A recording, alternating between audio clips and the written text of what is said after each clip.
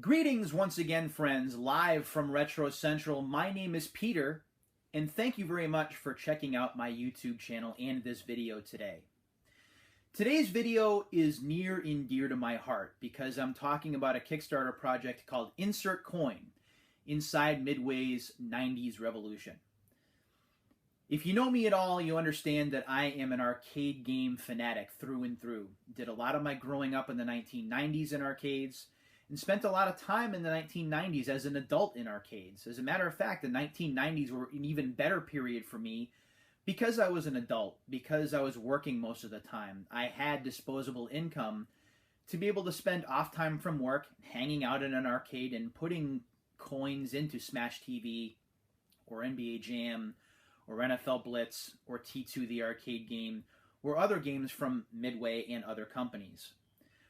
What this documentary that's currently being kickstarted will be doing is showing us brand new interviews from the talent that made some of the most popular arcade games of the 1990s into realities.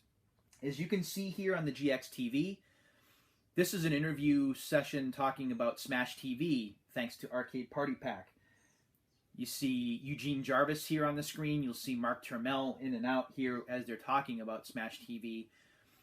And during the mid and late 1990s, thanks to compilation discs like Arcade Party Pack and Arcade's Greatest Hits, and then in the PlayStation 2 era, thanks to discs like Midway's Arcade Classics Volume 1, we were able to take a look, just briefly, at some of the developers of these games and some of the ways that they happened.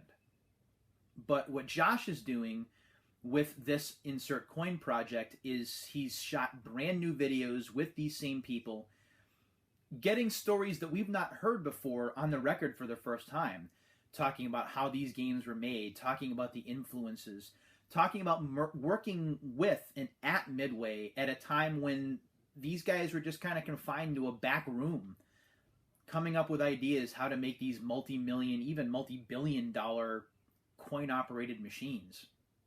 It's truly fascinating, and if you haven't checked out the Kickstarter link, and I'll put the link in an annotation above here, if you haven't checked out the link before, I highly recommend checking it out because there are some trailers and there's some footage there that I think you should see just to get an idea of just a piece of what the video will be presenting.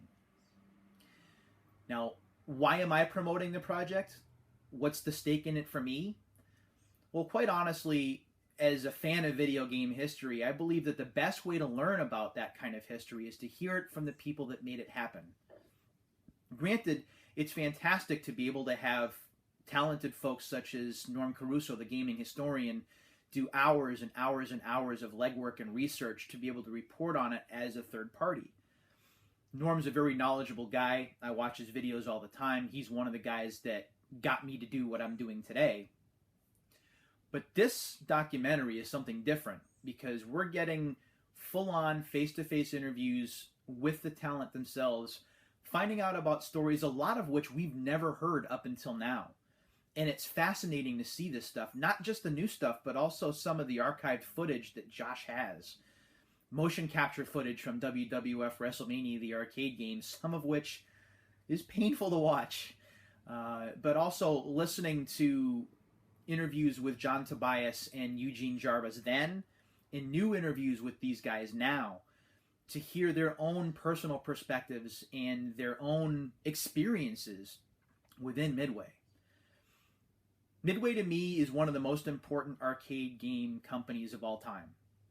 I might be a little bit biased in saying that, but I have my reasons for saying so. If you look at the company's track record, the games that they produced, especially in the 1990s, it's impossible to argue with the company's importance. NBA Jam and NFL Blitz were absolutely huge in terms of creating revenue. Mortal Kombat, it still exists today, even though Midway is long since passed, sadly. Eugene Jarvis has gone on to make more games as president of a company called Raw Thrills. Heck, Eugene, I've got a copy of Target Terror up in my closet. I've just got to get a Wii to play it. This company is important, and its story, in my personal opinion, is important. And the best way to have that story told, the best way to hear about that story, is through Josh's hard work and what he's putting together. So please, as a favor to me, if nothing else, take the time to check out the Kickstarter link, again, annotated above. Check it out, check out the footage, see the perks that Josh has put together, and strongly consider helping make this project happen. It's important to me, sure, but it's more important for video game history. Learn it from those who helped make it happen. Thanks for watching, everybody, and I'll see you on the next episode of Consolation.